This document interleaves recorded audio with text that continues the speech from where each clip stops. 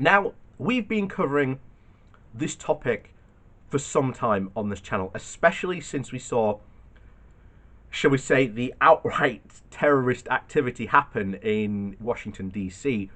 only just 2 weeks ago. And as I'm doing this today, it is Joe Biden's inauguration. And already we are worried to a point I haven't seen stuff like this ever in my lifetime. I can't remember anything happening like this in America.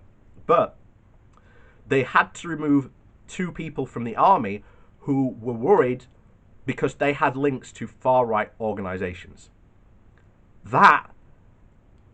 Wow, just imagine that for a second. A guy from the military who was involved in protecting Joe Biden on Inauguration Day had to be removed because they were so worried because the guy had ties to right-wing organizations. There's been a lot of people that have said that the whole riot and the storming of the Capitol was at the end of Trump. What I and others worry is, no, this is but the start, I think, of a very, very turbulent time for American politics. And the question we've got to ask ourselves over here in the UK, could this happen here?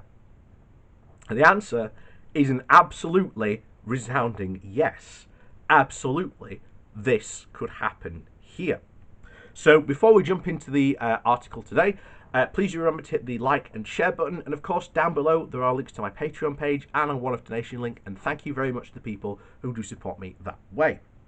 So this comes from The Guardian, and I have to say this does make for some very, very worrying reading.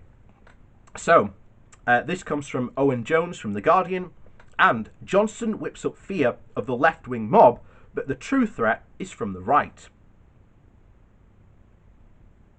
If 2 elderly Conservative canvassers had been hospitalised by members of Momentum, you can be absolutely sure the incident would make outrage and pages of national newspapers.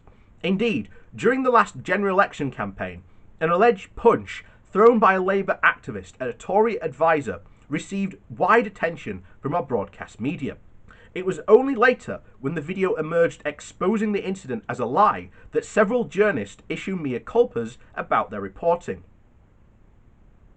And during the course of the 2019 general election, however, 2 Labour canvassers in their 70s were hospitalised after separate unprovoked attacks. The intent seemed clear. One assailant was screaming Marxists at a group of canvassers before lunging at a female Labour supporter. But you are unlikely to have heard about these incidents because they received very little coverage. It is worth reflecting on this in the light of the comments by the Prime Minister yesterday, in which he compared Labour activists and Momentum trolls to the far-right extremists who stormed the Capitol in Washington, D.C. 2 weeks ago. He further claimed that today's push by Labour to keep the universal credit uplift would incite the worst kind of hatred and bullying. Here is the rhetoric of restoring civility to politics at its most cynical. Tory MPs voting to raid the pockets of the poor are victims, while those challenging them on social media are the bullies. It should not need saying, but being a powerful politician is not a protected characteristic. But the comments reveal something else: how the British left has been systematically demonised as a violent, dangerous rabble, thus obscuring the real threat, which comes from the political right. It isn't just Conservatives and their media outriders who have promoted this grotesque fiction, but many commentators who would style themselves as, quote, moderates and liberals.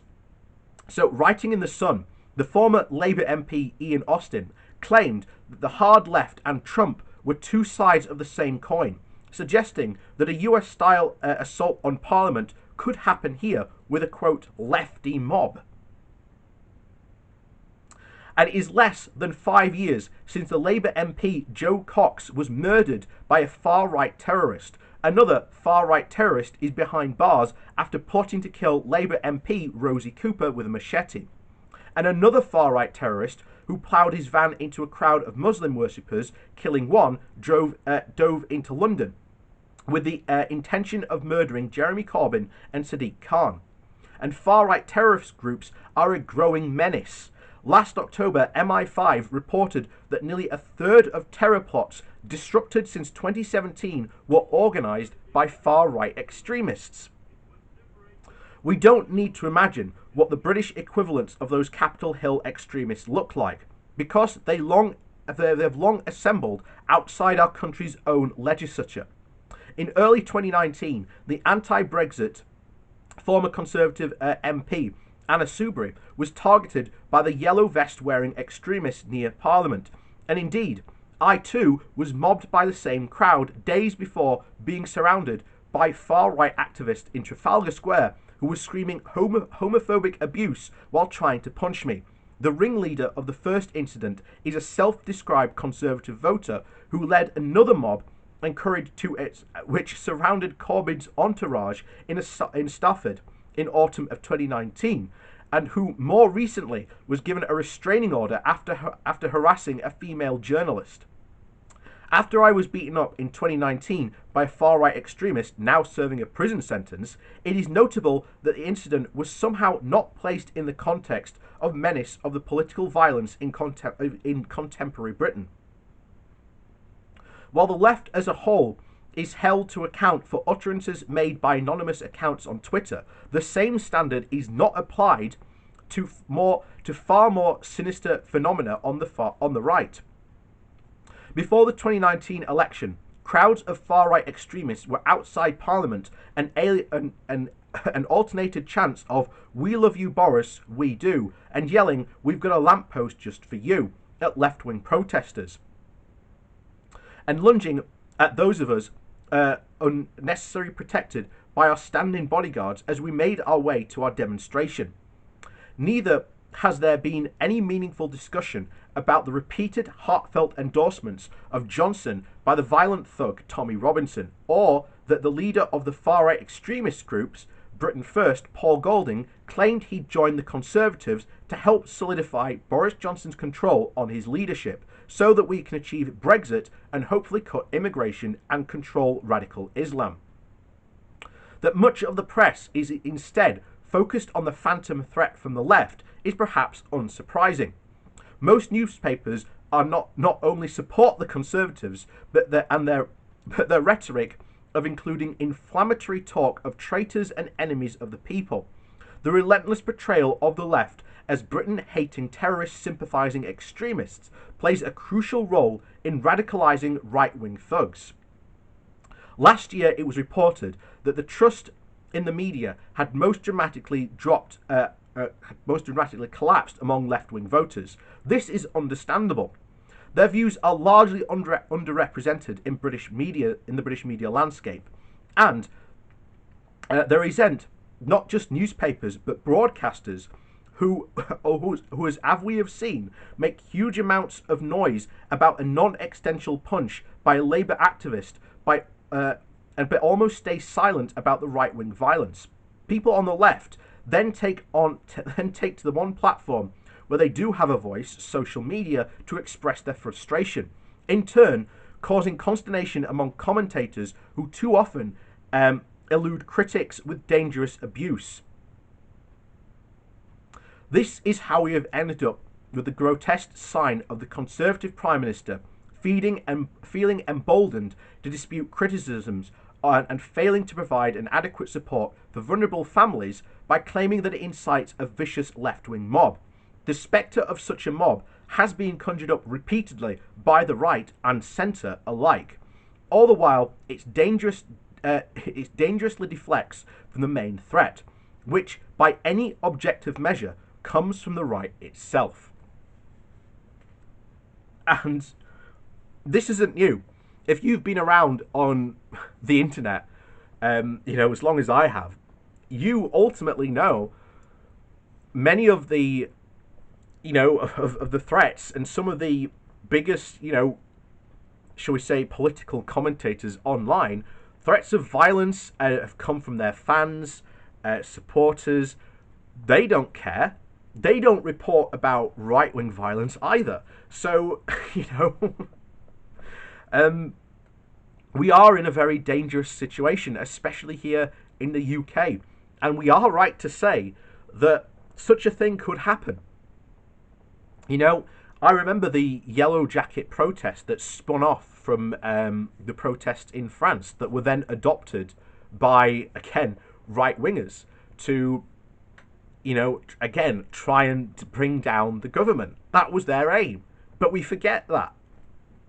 So this could very, very easily happen here. And this has been enabled exclusively by, again, right-wing newspapers and, as we've said, centrists. And centrists, as far as I'm concerned, are some of the worst people ever, because they are right-wingers. They just don't want to admit that they're right-wing for some reason, but they like to play, you know, the centrist card. And while they demonize the left every chance they get, and then praise the right for everything, you know, the right can do no wrong to them. You know, we see this all the time, not just news channels, but there are hundreds of vastly more popular, you know, news pundits like myself on here on YouTube who do this currently as a hobby. But there are many, you know, right wing people out there who do it as an actual profession. That is their job, and they are just as responsible for what goes on as members of the media. So this is something that we're going to have to take and tackle very seriously. I don't know how we'll tackle it, but we're going to have to get the media to recognize that, you know, you say the left are a threat. Well, you know, the people behind you are the ones waving their pitchforks and torches, calling for, you know, violence. You know, you're looking at the wrong people, guys. So, as always, thank you very much for watching. Please do remember to hit the like and share button on the way out. And of course, there is a links down below to my Patreon page and a One of Nation link where you can buy me coffee. And of course, thank you very much to the people who do support me that way. Your support is very, very much appreciated. And of course, as always, thanks for watching, and we'll see you all next time.